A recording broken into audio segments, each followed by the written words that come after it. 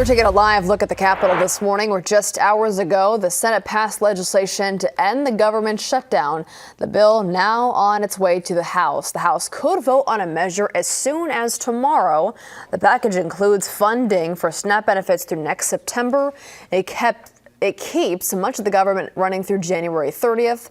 President Trump says he does support the bill.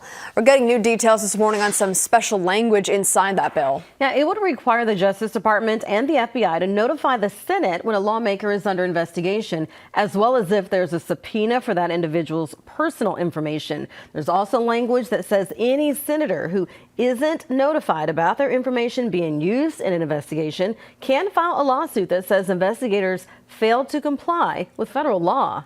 Nebraska Senator Pete Ricketts reacting to this deal. He says it delivers for Nebraska by extending the Farm Bill authorities and supporting ag research at the University of Nebraska. Ricketts says the House should pass that bill